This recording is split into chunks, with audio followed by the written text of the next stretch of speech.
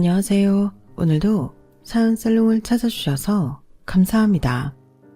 저는 올해 감사하게도 유방암 완치 판정을 받고 현재 아이들이랑 행복한 제2의 인생을 살고 있는 50대 돌싱 여성입니다. 제가 암이라는 병에 걸려 고생을 해보니 건강의 중요성을 새삼 깨달았어요. 흔히들 건강을 잃으면 전부를 잃는 거라고 하는데 그 말이 꼭 맞는 말이더라고요. 저는 유방암 3기였어요. 평소 순환이 잘 되지 않는지 겨드랑이 쪽에 통증이 있었는데 마사지를 받고 오면 괜찮아지길래 대수롭지 않게 생각했죠. 그리고 직장인이었다면 주기적으로 건강검진이라도 받았을 텐데 제가 둘째를 낳고 회사를 그만두면서 건강검진 같은 거엔 소홀히 한 게 문제였는데요. 사실 회사를 그만뒀을 뿐이지 저는 집에서도 프리랜서 일을 계속해 더 바빴거든요. 물론 바쁜 게 건강을 소홀히 하는 이유가 될 수는 없지만 저는 다른 주부들처럼 똑같이 살림하고 애들 키우고 또 제 일까지 하니 몸이 두세 개여도 부족할 지경이라 건강 챙기는 일까지는 할 여력이 없었어요. 그저 아침에 먹는 유산균과 비타민이 제 관리의 전부였죠. 그에 반면 남편은 자영업 일을 하는 사람이었는데 맨날 접대한다며 술에 쩔어왔고 저런 사람도 말짱한데 왜 내가 암에 걸렸을까? 종교도 없으면서 세상의 모든 신에게 원망을 쏟았어요. 제가 처음으로 유방암 진단을 받았을 때 나이가 40대 후반이었는데 이제 좀 살만하다고 생각하니 병이 찾아왔더라고요. 그땐 원망하는 마음과 죽고 싶지 않다는 두려움 속에 잠도 들지 못하고 늘 끝도 없는 터널을 건너야만 했죠. 그 터널 끝에는 더 차갑고 어두운 절망이 있다고 생각하면서요. 주마등이라고 하나요? 자꾸만 지난 날들이 떠오르는데 꽃다운 청춘도 아닌데 자꾸만 저는 제 나이가 아까웠어요. 아직은 이렇게 젊은데 이런 내가 암이라는 무서운 병에 걸렸다니. 자꾸만 우울한 생각밖에는 들지 않았어요. 그리고 제가 암 진단을 받고 저희 집은 거의 초상집이나 다름이 없었는데요. 큰딸이 그 큰 눈에 눈물이 그렁그렁해서는 제가 잘못될까 걱정해 울었고 아들놈도 겉으로는 잘 표현하지 않았지만 예전과 다르게 게임도 하지 않고 친구들도 만나지 않는 모습을 보며 저희 집은 그렇게 생기라는 걸 잃어갔어요. 그에 반면 남편은 처음엔 많이 당황하는 것 같더니 유방암 그까짓 거 가슴 제거 수술하면 되는 거 아니야? 라며 무식한 말을 했고 아픈 마누라까지 병원비까지 책임져야 한다며 미운 말말 골라 했는데 저런 걸 남편이라고 18년을 살았나? 속에서 천불이 올라왔어요. 하지만 사람이 아프니 화낼 기운조차 없었는데 일단은 암 진단을 받고 가장 빠른 스케줄로 수술을 받았죠. 그때 의사 선생님이 그러셨어요. 이미 림프절까지 전이가 되어 있는 상태라 수술을 해도 재발할 가능성이 높고 체력을 회복하는 대로 항암 치료도 들어가자고 했는데요. 솔직히 제 귀에는 어떤 말도 들리지 않더군요. 40이 훌쩍 넘었는데도 처음 받는 수술은 공포 그 자체였어요. 그리고 그날은 지방에 살고 있는 시어머니도 올라오셨는데요. 제가 걱정이 돼서 올라오셨다기보다 제가 수술 받은 뒤에도 병원에 있어야 해서 남편과 아이들을 챙겨주겠다고 올라오셨어요. 물론 자발적인 건 아니었고 남편이 얘기해서 전날 기차를 타고 올라오셨는데 저희 집에 와서 아픈 저를 보시고는 너는 나보다 젊은 게 네 몸 하나 못 챙기냐? 이 많은 식구들은 어쩌라고? 라며 볼멘 소리를 하시는데 정말 시어머니가 미웠어요. 저희 시어머니에 대해 짧게 얘기하자면 시아버님과 일찍 사별하고 3남매를 홀로 키우셨는데 저희 남편이 유일한 아들이자 막내였어요. 게다가 그 시대에는 거의 없는 늦둥이었는데 그렇게 아들과 딸을 차별하며 키우셨다고 하더라고요. 그리고 신우들이 정말 친정이라고 오는 꼴을 못 봤는데요. 형님 두 분은 결혼해서 일본과 제주도에 사시고 한형님은 서울에 살고 있는 것 같지만 자기 엄마 생신이다, 어버이날이다, 심지어 명절에도 오는 법이 없었어요. 저도 제 결혼식 때 딱 한 번 봤는데 그것도 남편이 사정사정해서 겨우 참석했다고 하더라고요. 사진 찍는데 누나들이랑 매형이 있어야 가족 사진 찍을 때 비교가 되지 않는다며 부탁했다고 했어요. 그래서인지 결혼식 앨범을 보면 누나들이 하나같이 시큰둥한 얼굴인데요. 저희 남편과 시어머니만 입이 찢어지게 웃고 있어서 그 사진이 더 이상해 보였어요. 하지만 사랑에 눈이 멀었던 건지 저는 그런 것도 모르고 좋다고 남편이랑 결혼했는데 솔직히 시댁이 지방이라 멀어서 자주 갈 일이 없을 거라고 생각했거든요.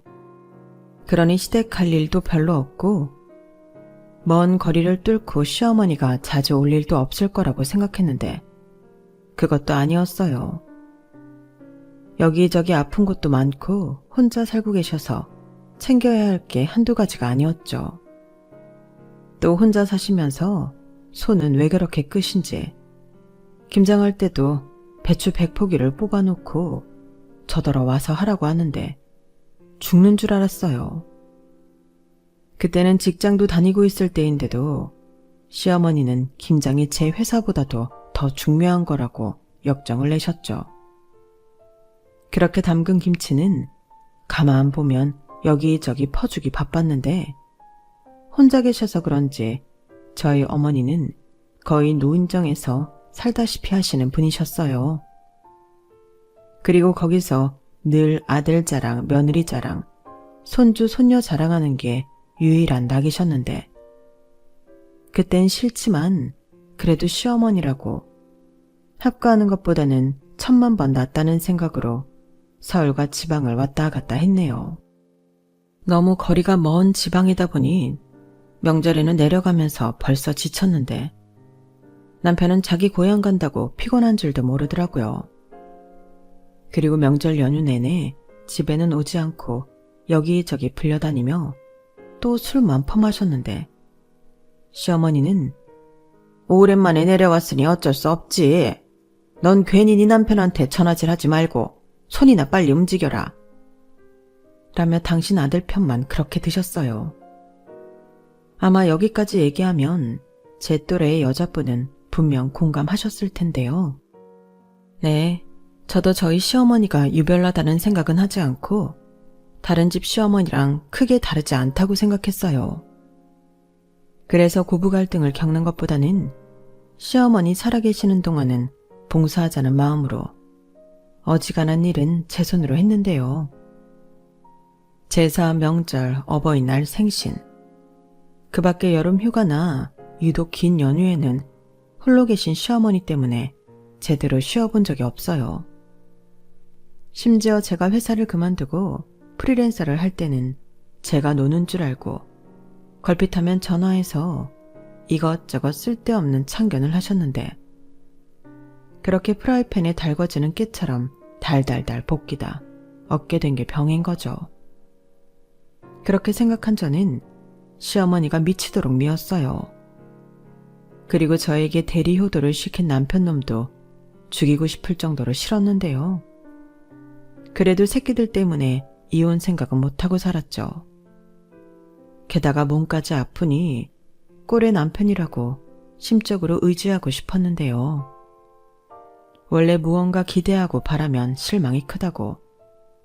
저는 제가 아프면서 남편놈의 더러운 밑바닥에 오만청이 뚝 떨어졌어요. 남편이 남의 편이라고 하던데 그 말이 맞더라고요. 남편은 제가 걸린 유방암은 암 축에도 끼지 못한다면서 저에게 유난 떨지 말라고 하는 그런 인간이었거든요. 지금 생각하면 모자가 아주 인성까지도 똑 닮았는데 저는 아픈 게 죄가 아닌데 시어머니에게 죄송하다고 했어요. 왜 입에서 그런 말이 튀어나왔는지 모르겠는데 저 대신 저희 애들을 챙겨주셔야 하니 누가 시키지 않았는데도 그런 말이 튀어나오더라고요. 솔직히 그때 당시 아이들이 고등학생, 중학생이라 할머니 없어도 끼니 정도는 챙겨 먹을 수 있는데 정작 어른인 남편이 자기 불편하다고 연세도 많은 자기 엄마를 불러 일을 시키는 거였죠. 그러니 죄송하다고 말할 사람은 제가 아니라 남편이었는데 남편은 그저 자기 엄마 밥 먹을 생각에 신이 나 있었어요. 거꾸로 애들은 불편하다고 입이 대빨 나와 있었고요. 그러니 수술을 받으러 가는 저도 마음이 좋지 않았는데요. 그때 저는 그저 아픈 것도 죄다 하는 마음으로 입원 준비를 했죠. 그리고 무사히 수술을 마치고 한 달 뒤 집에 가게 되었는데요. 제 집이 아니더군요. 시어머님이 한 달 동안 당신 편하게 쓰신다고 여기저기 위치를 바꿔놓으셨는데 오히려 제가 돌아와 어디에 뭐가 있는지 모르게 되었어요. 보통 아무리 아들집이라도 며느리 살림에 손을 대는 시어머니는 없을 텐데 저희 시어머니는 그러셨더라고요. 그에 반면 화장실이나 냉장고 청소 같은 것도 하나도 되어 있지 않았는데 자기는 나이가 많아서 그런 건 힘들어서 못했다고 하시더라고요. 그렇게 시어머니는 당당하게 집안일 해줬으니 그 돈은 받아서 가셔야겠다며 200만 원을 달라고 하셨고 그 돈을 받고 집으로 돌아가셨는데요. 다른 시어머니는 병원비에 보태라고 돈을 주시고 가신다고 했는데 저희 시어머니는 그저 당신 아들 밥 해먹이고 당신 아들 옷 갈아입힌 돈을 야무지게 챙겨서 가셨어요. 막말로 저희 애들은 점심은 급식 먹고 저녁도 할머니 밥 싫다고 분식점이나 햄버거 같은 걸로 때웠다고 했는데 애들 교복 셔츠도 안 빨아주셔서 저희 딸이 지 동생 것까지 빨아서 같이 입었다고 하더라고요. 그 말을 듣는데 어찌나 속이 상하든지 그날 남편하고도 싸웠어요. 어쩌면 어머니는 당신 손자 손녀는 안 챙기고 당신만 챙기실 수 있어? 그럴 거면 뭐하러 올라오셨는데? 뭐? 그게 무슨 소리야. 80 먹은 우리 엄마가 힘들게 여기까지 와서 밥하고 빨래하고 청소까지 했는데 며느리가 그게 할 소리냐? 그러니까 왜 하실 거면 같이 하시지. 당신 밥이랑 빨래만 하셨냐고. 미나가 도와 교복까지 빨아서 입혔다고 하더라. 그럴 거면 그냥 지방 집에 편하게 계시라고 하지. 지금 말 다 했어? 감사하다고 엎드려 절이라도 해야 할 판에. 그러게 누가 아프래? 당신 하나 아프는 바람에 이 난리가 난 거잖아. 애들은 애들대로 심란해서 밖으로 돌지. 나는 나대로 마음 불편하니까 일도 안 되지. 뭐? 지금 그게 아픈 사람한테 할 소리야? 나도 속상해서 그래. 그러게 건강관리 좀 잘하지 그랬어? 남편은 저걸 걱정이라고 하는 소리인지 아니면 제 탓을 하고 싶은 건지 자기가 더 당당했어요. 그리고 저는 저런 걸 남편이라고 생각하며 10년 넘게 살았다는 것에 마음이 무너졌는데요.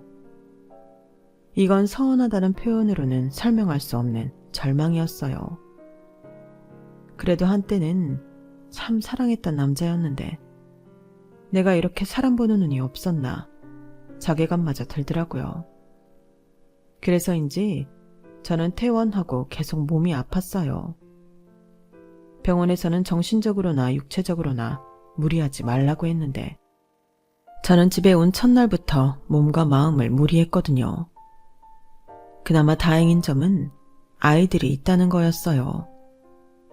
제가 퇴원하니 애들 아빠 말로 밖으로 돌던 아이들은 학교와 학원 끝나면 집으로 곧장 오고 제가 집에 있어 너무 좋다며 눈물까지 글썽였는데 애들이 엄마가 아프니까 한 달 사이에 철이 많이 들었어요. 엄마 힘들까봐 집안일도 도우려고 하고 전에는 심부름 한번 시키면 그렇게 투덜거리더니 이젠 알아서 심부름 시킬 거 없냐고 하는데 고마우면서도 미안하더라고요. 전에는 빨리 철 좀 들었으면 했는데 아이들이 제가 없는 사이에 훌쩍 철이 든 모습이 속상했어요. 그래서 더 아프지 말아야겠다는 생각을 하게 됐고 최대한 병원에서 알려준 대로 지내려고 노력했는데 그게 누가 옆에서 챙겨주고 도와주는 사람이 없다 보니 힘들더라고요. 그래도 또다시 수술은 하고 싶지 않았기에 더 이를 악물고 버텼네요. 그러다 남은 암세포 때문에 항암 치료를 하게 됐어요. 3일 정도 입원해서 첫 항암을 하고 나중엔 통원을 하며 받기로 했는데 일단 3일이니 남편에게 괜히 힘드시게 시어머니 부르지 말라고 미리 말해두었죠. 그래서 제가 냉장고에 먹을 거 해서 채워놓고 필요한 것들은 전부 챙겨놓고 입원했는데 솔직히 그때가 병원에 있으면서도 마음이 편했어요. 하지만 역시나 항암 치료는 쉬운 일이 아니었는데 부작용인지 아니면 원래 그런 건지 몸이 너무 힘들더라고요. 잘 먹어야 항암도 잘한다고 했는데 음식을 소화할 수 없었어요. 그러니 더 힘들었고 어느새 저는 8kg이나 빠져버렸는데요. 전에는 다이어트 한다고 별짓을 해도 안 빠지는 살들이 하루가 다르게 빠져서 겁이 날 지경이었죠. 그렇게 첫 항암을 마치고 이후 항암은 통원으로 진행했는데 그해 첫 명절이 되었어요. 당연히 저는 시댁에 갈 수는 없었죠. 차례 준비는 둘째치고 이동하는 것조차 엄두가 나지 않았는데요. 하지만 남편은 제가 좋은 핑계가 생겼다며 불만이 가득했고 저는 그럼 당신만 다녀와. 명절 전날 내려가서 마지막 날에 올라오면 되겠네. 우리 친정은 안 가도 되니까. 라고 말했는데요. 자기는 마누라 없이는 절대 고향에 가지 않겠다며 똥꼬집을 부렸어요. 내가 왜 멀쩡한 마누라 두고 호라비처럼 집에를 혼자 가. 됐고 엄마한테 연락해서 올라오시라고 할까봐. 그럼 자기도 편하잖아. 뭐? 지금 나더러 명절 연휴를 내 집에서 시어머니랑 보내라고? 나 지금 음식도 제대로 못 먹어서 음식 냄새만 맡아도 속이 뒤집어지는데 지금 그게 할 소리야? 그럼 명절 내내 나랑 애들은 굶냐? 자기는 방에 가 있어. 막말로 우리 엄마가 오면 자기도 챙겨 주시겠지. 이건 뭐 감사하다고 절이라도 해야 할 판에. 자기는 그렇게 심보가 고약해서 그런 병에 걸린 거야. 지금 말 다 했어? 내 심보가 어떻다고. 그동안 내가 그 먼 자기 집까지 다니면서 제사다 김장이다 안 한 게 없는데 사람이 어떻게 그러냐. 나도 내가 이렇게 아픈 거 자기랑 자기 집 때문이라고 생각해. 사람을 좀 부려먹었어야지. 뭐야, 그럼 당신 암에 걸린 게 우리 탓이라는 거야? 그래. 저는 남편의 말에 발끈해서 속에 있는 말을 참지 않고 다 쏟았어요. 니네들 때문에 내가 아픈 거고 시어머니 부르고 싶으면 네가 나가서 호텔에 모시든 하라고 소리를 질렀는데요. 그때 남편이 소리 지르는 것만 봐서는 제가 꾀병 같답니다.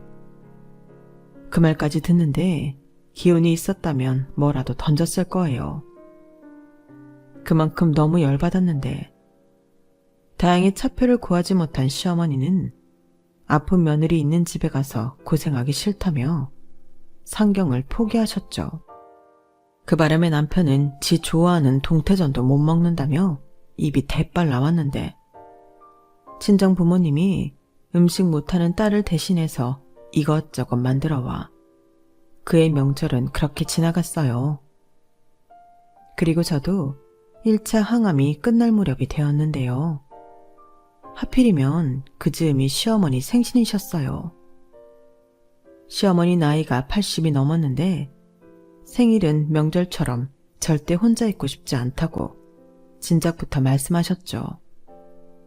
하지만 아픈 제가 해드릴 수 있는 건 없었고 남편에게 어떻게 하면 좋겠냐고 물었는데요. 어떡하긴 뭘 어떻게 해. 내가 벌써 기차표 끊어드렸어. 다음 주 목요일에 올라오실 거야. 뭐?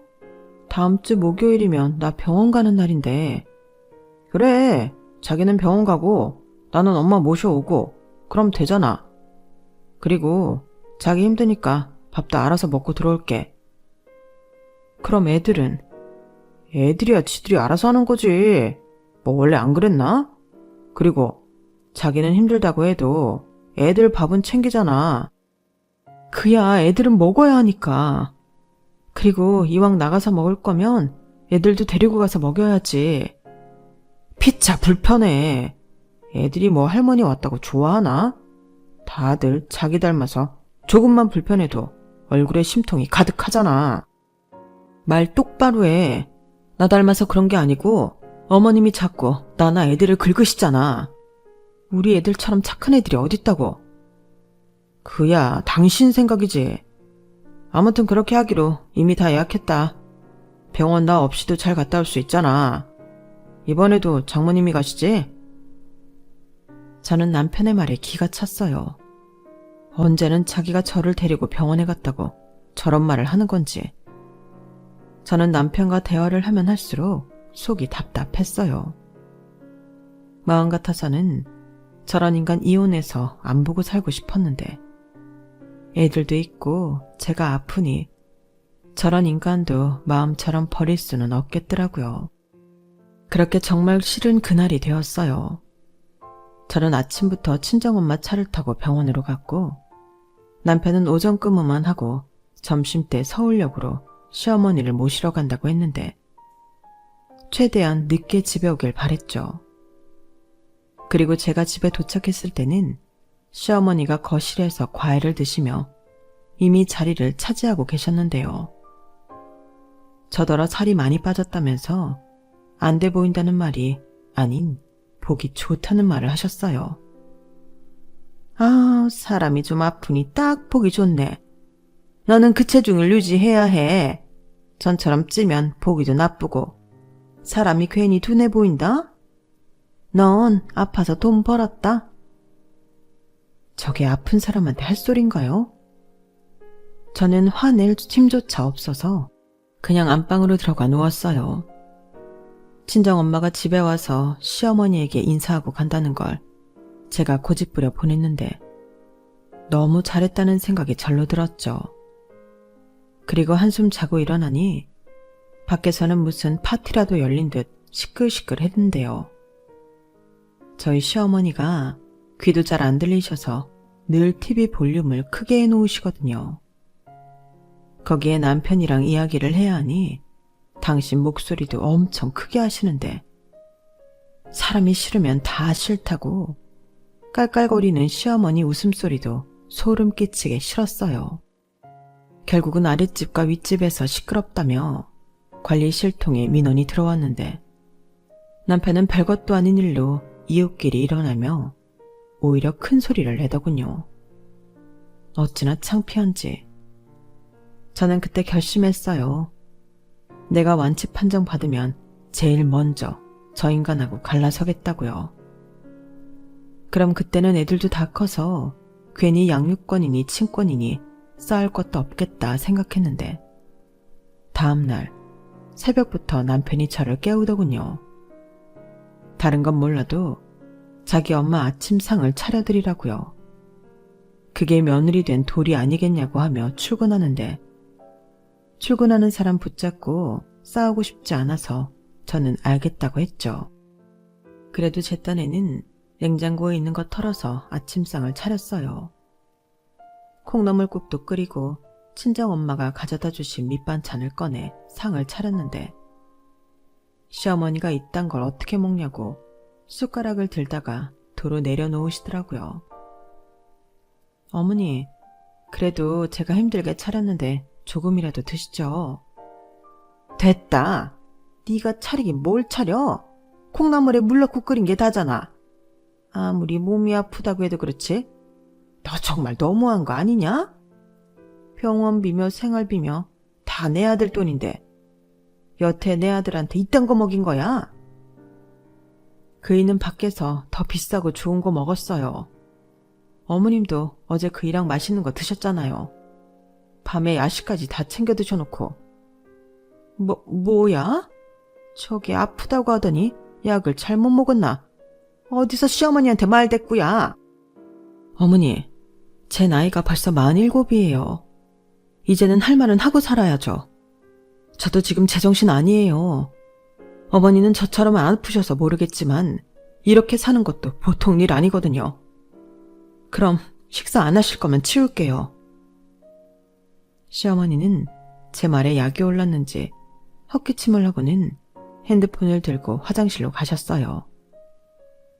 남편한테 전화해서 일러 바칠 생각이셨겠죠. 그리고 몇 분 후 제 예상대로 남편한테 전화가 걸려왔는데 그냥 안 받았어요. 아쉬울 사람은 제가 아니니까요. 그리고 11시쯤이 되었을까? 주방에서 시끄러운 소리가 들렸는데 배가 고픈 시어머니가 냉장고에 있는 반찬들 전부 꺼내 양푼에 밥 2공기를 넣고 비벼서 우걱우걱 드시더군요. 그 모습을 보는데 아, 우리 어머니는 100세까지도 사시겠구나 하는 생각이 들었어요. 물론 이런 마음까지 먹었으니 저도 착한 며느리는 아니겠지만 시어머님이 100살이면 제 나이는 60이 훌쩍 넘기에 그때까지 저 꼴을 보고 시집살이를 해야 한다고 생각하니 너무 끔찍한 거 있죠. 그리고 오후 5시인가 되었을 땐 남편이 시어머니에게 나오라고 했는지 꽃단장을 하고 나가셨는데 저는 오히려 그게 더 좋았어요. 그냥 집에 들어오지 말고 어디 좋은 호텔이나 가서 다음 날에 조식 챙겨드리고 그랬으면 좋겠다고 생각했는데 8시가 넘으니 집에 오더라고요. 그런데 남편 손에 이것저것 참 많이도 들려 있었는데요. 그것들 전부 마트에서 장을 본 것 같은 식재료였어요. 그리고 남편이 저를 보고 그러더라고요. 내일이 우리 엄마 생신이잖아. 내일만큼은 자기가 미역국이랑 생일상 좀 차려. 갈비도 좀 하고 잡채도 하고. 아, 동태전이랑 우리 엄마 좋아하는 육전도 해. 여기 내가 장도 다 봐왔어. 자기는 그냥 음식만 하면 돼. 이야, 너는 진짜 좋겠다. 내 아들이지만 어쩜 저렇게 가정적이고 자상할까? 너, 내 아들한테 평생 잘하고 살아야 한다. 지금 제정신이야? 나더러 그 많은 음식을 하라고? 나 아픈 거 몰라? 또 그런다. 아픈 사람은 뭐 시부모도 안 챙겨? 아픈 건 아픈 거고 생신은 생신이지. 내가 당신 생각해서 저녁마다 엄마 모시고 밖에서 밥 먹었는데 생신 때까지 밖에서 먹으라는 소리야? 좀 그러면 안 돼? 아니면 자기가 하든가. 조용히 못해? 우리 엄마 앞에서 지금 태도가 그게 뭐야? 아픈 게 뭐 벼슬이라고. 됐다. 그만해라. 내가 다 늙어서 생일상 받겠다고 여기까지 기어 올라온 게 잘못이지. 내가 막말로 내년에 또 생일을 맞을 수 있을지 없을지 모르지 않니? 그래서 내 욕심에 여기까지 왔는데 그래, 아픈 며느리 생각을 못했네. 아범아, 나 내려가련다. 생일이 뭐 됐으니? 그냥 내 집에서 식은 밥에 물 말아 먹는 게 편하지. 엄마, 무슨 말이야. 생일을 누가 그렇게 보내. 당신 뭐해. 우리 엄마한테 얼른 잘못했다고 해야지. 우리 엄마 저 연세에 생일까지 초라하게 보내게 해드리고 싶어? 그러고도 당신이 며느리고 효부야? 효부? 효부 좋아하네. 내가 언제 효부하겠대? 아니, 전에 나는 분명 효부였지. 근데 그렇게 인정해준 적 없었잖아. 그 고생을 해도 며느리니까 당연한 거라며. 왜? 내가 별말 없이 그것들 다 하니까 내가 만만해 보였어? 그땐 나야말로 혼자 계신 어머니 생각해서 나 불편해도 그거 참고 한 거야. 근데 지금 보니까 내가 아주 헛고생을 했네. 괜히 이런 병이나 얻고. 뭐야, 당신 진짜 끝까지 이럴래? 그래, 나야말로 언제 죽을지 모르는데 하기 싫은 건 안 할 거야. 저는 그렇게 말을 하고 안방문을 걸어 잠궈버렸어요. 그러자 방문 밖에서 시어머니와 남편이 욕을 했는데 그러거나 말거나 했죠. 그리고 약 기운에 잠이 들었는데 남편이 또 저를 깨웠어요.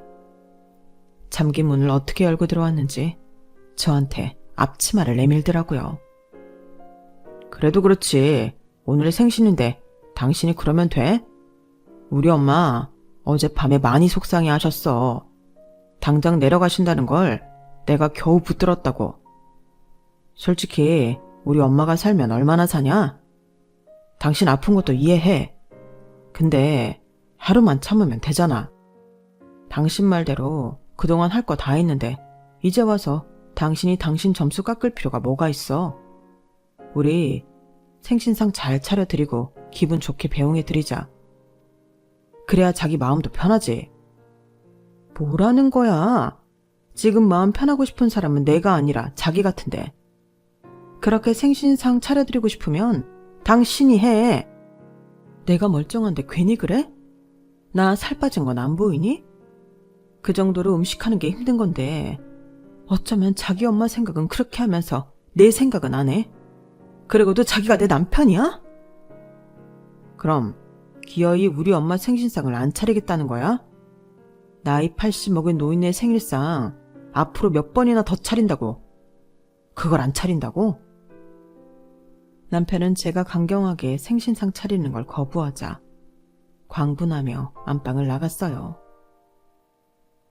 그리고 아직 주무시고 계신 시어머니를 깨워 지금 당장 모셔다 드릴 테니 집에 가시라고 했는데요. 그 말에 제가 너무 놀라 거실로 나갔죠. 그러자 시어머니는 비몽사몽 가운데 그게 무슨 말이냐고 되물었고 남편놈이 저기 저 못된 며느리가 지 몸 하나 아프다고 엄마 집에 가래 라며 뻔뻔하게 제가 하지도 않은 말을 하는데 그 말에 시어머니도 기분이 나빠 저를 째려보셨어요. 너 정말 이렇게까지 해야겠니? 내가 너한테 뭘 그렇게 잘못했다고. 됐어. 그만해. 내가 가운데서 죄인이지. 아무래도 며느리 생일상 받기는 글렀으니 그냥 가요. 자기 몸 아프다고 시어머니고 뭐고 없는 거지. 나는 더 이상 엄마가 저 사람한테 그런 취급 당하는 거 보고 싶지 않아. 남편은 급기야 울먹거리면서 말했어요. 그리고 시어머니는 고양이 세수만 겨우 하고 저를 죽일 듯 노려보며 집으로 내려가셨는데요. 이렇게는 하루도 못 살겠다는 생각이 들더군요. 병이 낫기는커녕 더 심해질 것 같았고 그러면 눈에 넣어도 안 아플 내 새끼들만 두고 떠날 수도 있다는 생각에 덜컥 겁이 났어요. 남편이라도 의지하고 싶어 이혼을 참았는데 저런 남편 때문에 제 수명만 단축한다고 생각하니 하루라도 빨리 갈라서야겠다는 생각이 들었죠. 그래서 야밤에 돌아온 남편에게 이혼하자고 말했어요. 그러자 남편은 콧방귀만 끼며 아무런 대꾸도 하지 않았는데 제가 자기 겁주려고 마음에도 없는 소리를 한다고 생각하는 것처럼 보였어요.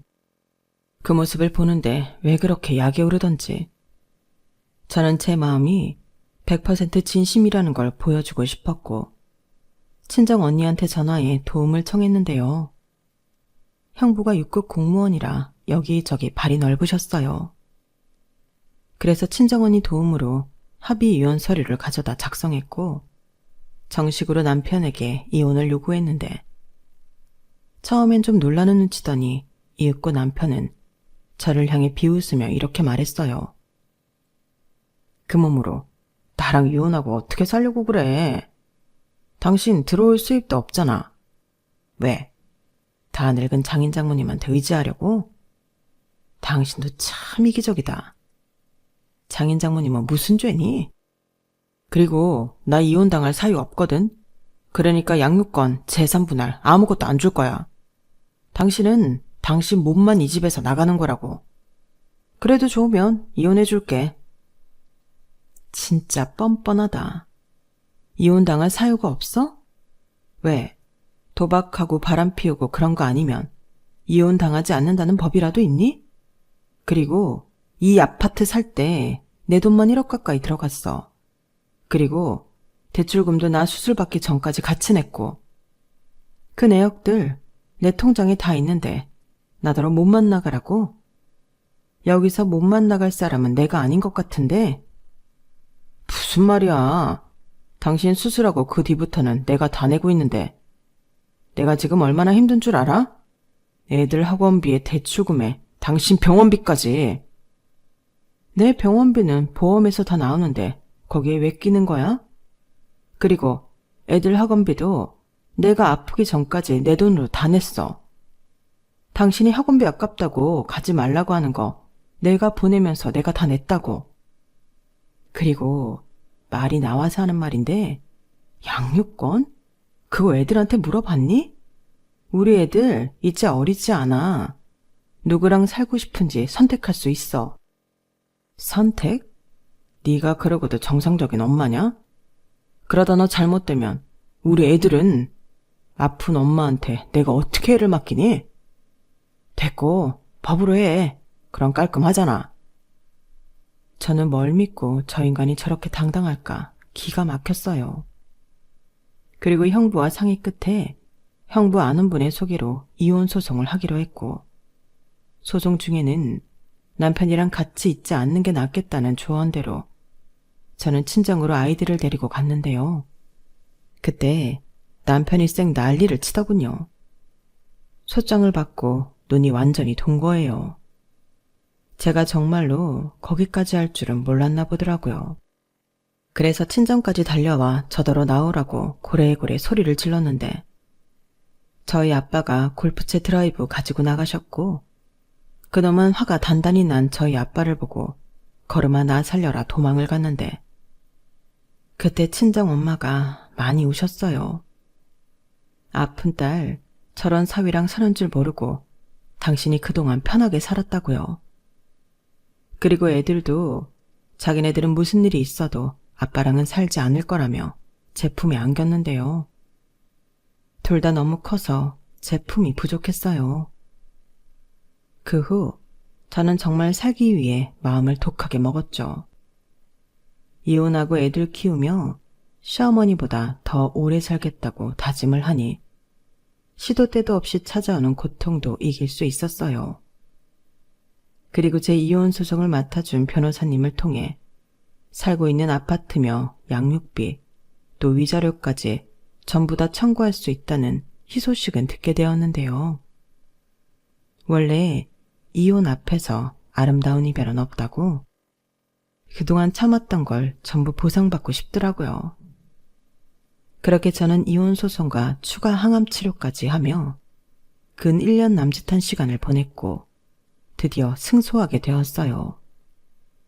사실 남편이 항소만 하지 않았으면 금방 끝날 소송이었는데 그놈이 억울하다고 계속 항소를 하는 바람에 시간이 많이 걸렸죠.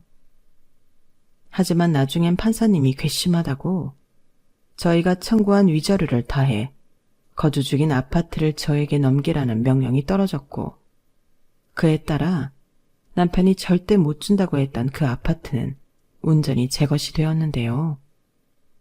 따지고 보면 집값이 올라 그나마 다행이지 집값이 오르지 않았다면 제가 더 손해를 볼 뻔했어요. 남편이 여건비를 그닥 잘하는 편은 아니었거든요.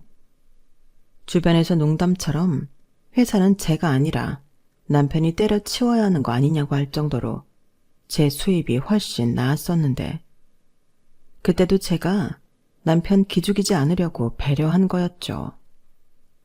그래서 제 돈이 더 많이 기타 생활비로 들어갔고 또 프리랜서로 일하면서도 제가 더 벌었으면 벌었지 남편보다 덜 벌진 않았어요. 그리고 홀로서기를 결심한 뒤로는 걱정했던 것과 거꾸로 제 건강이 많이 좋아졌는데요. 물론 추가 항암의 효과일 수는 있겠지만 저는 예전보다 몸도 마음도 편하게 되었어요. 거기에 아이들도 심리적으로 안정이 되어 그런가 떨어졌던 성적도 다시 올랐고 저는 친정 식구들의 도움을 받으며 나중엔 집에서 조금씩 일도 할 수 있게 되었죠. 아무래도 혼자 아이들을 책임져야 하다 보니 벌긴 벌어야겠더라고요.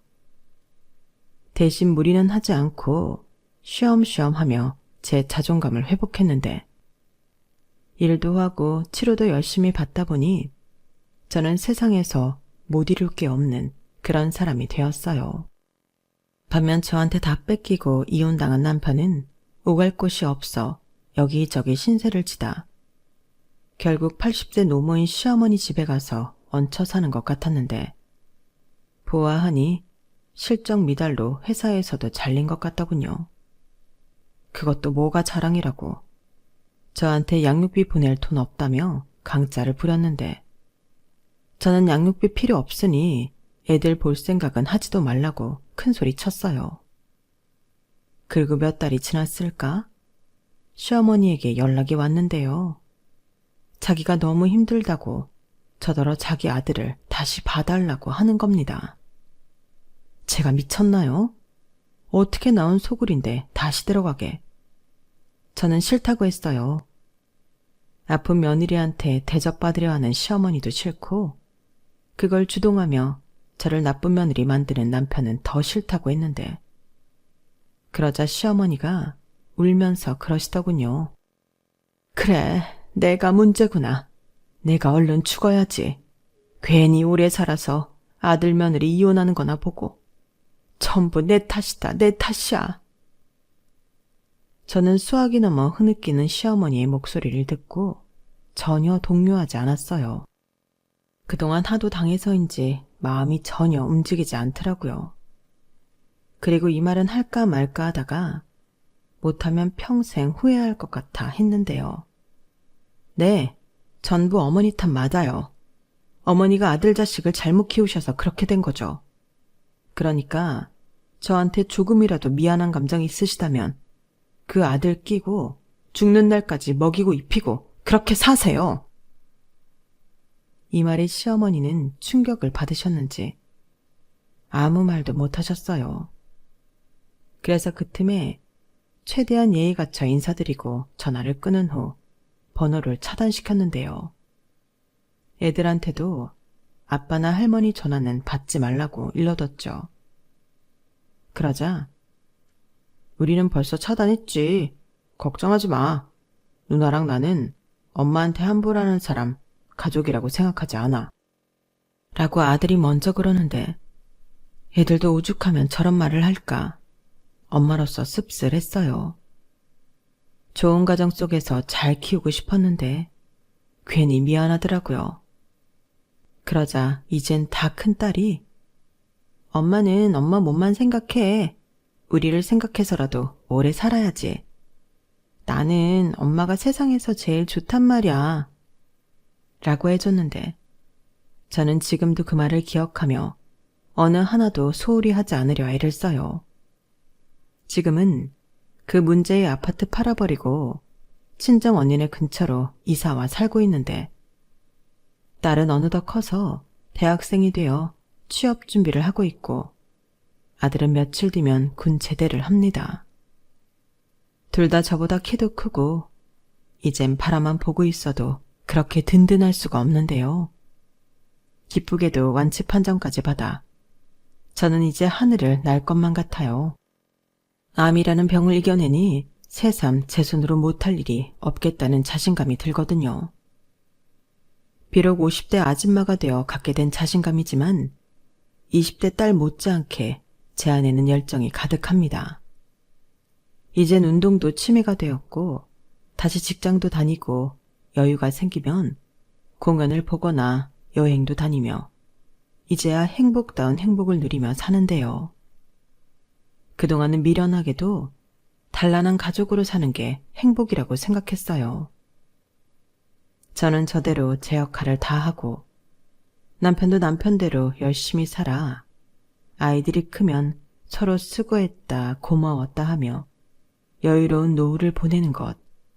그것이 행복이자 보람이라고 생각했는데 살아보니 그거야말로 정말 어려운 일이더군요. 때론 희생하며 살았던 제 젊은 날이 억울하기도 한데 그래서 더 신나게 또 행복하게 살려고 노력해요. 혼자서도, 아니, 남편 없이도 우리끼리 잘 먹고 잘 살 수 있다는 것. 그 자체가 매일매일 행복이자 남편에 대한 복수였죠.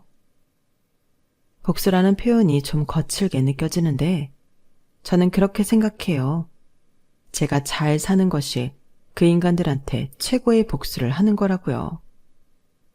그리고 어렵게 되찾은 제 건강과 행복을 매일매일 소중하게 여기며 누리고 싶은 마음인데요. 아팠던 기억을 걸음삼아 건강하고 행복한 백발노인이 되는 게 현재로서는 목표이자 꿈입니다. 아픈 사람이 제일 많이 하는 말이 있어요. 평범하게 예전처럼 사는 것. 그게 행복인지 몰랐다는 건데요. 저 역시 그랬던 것 같아요. 그래서 누군가가 삶의 의미를 깨닫고 더 늦기 전에 지금의 행복에 감사하며 살라고 기회를 주시려 암이라는 돌덩이를 저한테 던져주신 게 아닐까. 그런 생각을 하는데요. 제 사연을 들어주신 여러분들은 그런 계기 없이도 지금 살고 있는 평범한 일상의 소중함을 절대 잊지 않으셨으면 좋겠습니다. 얼마 전에 딸이 저에게 해준 말이 있어요. 저는 그 말을 듣고 가슴이 뭉클했는데 그 말을 제 마지막 인사로 대신하려 합니다. 이제는 과거라 히스토리고 내일은 아무도 모르는 미스테리지만 오늘인 현재는 선물이다. 여러분들도 선물인 오늘을 늘 소중히 생각하셨으면 좋겠습니다. 저 역시 매일 아침 새로운 선물을 받는다고 생각하고 최선을 살아갈게요. 그럼 지금까지 제 사연 들어주셔서 대단히 감사드리고요. 늘 건강하시고 행복하시길 진심으로 바라겠습니다. 고맙습니다. 여러분, 사연 댓글에 응원과 현명한 조언 부탁드려요. 좋아요와 구독은 저에게 큰 힘이 됩니다. 오늘도 좋은 일 가득하세요.